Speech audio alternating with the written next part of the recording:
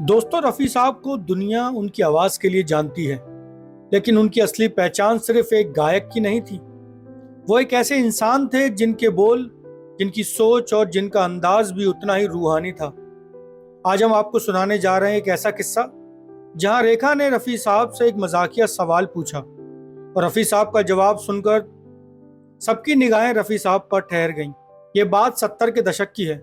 रेखा उस समय नई नई फिल्मों में आ रही थी और अपनी मासूम हंसी और शोक अदाओं से सबका ध्यान खींच रही थी। वहीं दूसरी तरफ मोहम्मद रफ़ी साहब, जो पहले से ही करोड़ों दिलों पर राज कर रहे थे, सादगी और नम्रता और वो मुस्कान उनके व्यक्तित्व की पहचान थी। मुंबई के एक रिकॉर्डिंग स्टूडियो में रफ़ी साहब गाना गा रहे थे। पास ही के फ्लोर पर रेखा की शूटिंग चल रही थी। जब उन्हें पता चला कि बगल में रफ़ी साहब मौजूद हैं, तो वो बिना देर किए उनसे मिलने चली आईं। स्टूडियो में जैसे रफ़ी साहब को देखा, रेखा के चेहरे पर चमक आ गई। वो मुस्कुराते हुए बोली, रफ़ी साहब, आपसे मिलकर मेरा दिन बन गया। रफ़ी साहब ने हमेशा की तरह हल्की मुस्कान और सिर झुकाकर अभिवादन किया। उनकी विनम्रता देख रेखा और भी प्रभावित हुई। माहौल हल्का करने के लिए रेखा ने शरारत से पूछ लिया, रफ़ी साहब, आप तो इतने सीधे साधे हैं, फिर जब मोहब्बत वाले गीत आते हैं तो क्या आपको झिझक नहीं होती?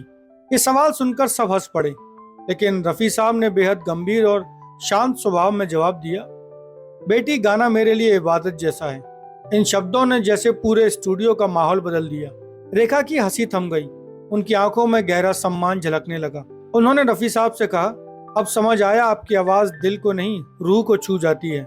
दोस्तों, सोचिए, ये सिर्फ एक जवाब नहीं था, ये रफ़ी साहब के व्यक्तित्व का आईना था। वो जब भी गाते थे, उसमें महज सुर नहीं होते थे, बल्कि उसमें दुआ का एहसास होता था। शायद यही वजह है कि चाहे तेरी आंखों के सिवा जैसा रोमांटिक गीत हो, तेरी आँखों के सिवा दुनिया में रखा क्या, या मधुबन में राधिका जैसा भक्ति रस का गाना, मधुबन में राधिका नाचे रे मधु। रफ़ी साहब हर तरह का गाना गाकर लोगों की आत्मा तक पहुंच जाते थे। उनके लिए गायकी सिर्फ पेशा नहीं थी, वो इबादत थी, साधना थी। रेखा और रफ़ी साहब का ये छोटा सा किस्सा हमें ये बताता है कि असली कला वही है जो दिल से निकले और दिल तक पहुंचे। आज भी जब हम रफ़ी साहब का कोई गीत सुनते हैं तो लगता है जैसे ये आवाज ऊपर वाले से सीधे हमारे दिल तक आ रही है। दोस्तों, अगर ये किस्सा आपको पसंद आया हो तो वीडियो को लाइक कीजिए, कमेंट कीजिए, चैनल को सब्सक्राइब कीजिए और बेल आइकन दबाना ना भूलिए, ताकि आप तक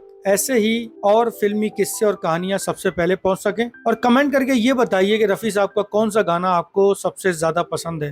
तो मिलते हैं अगली बार एक और सुनहरी याद के साथ। नमस्कार।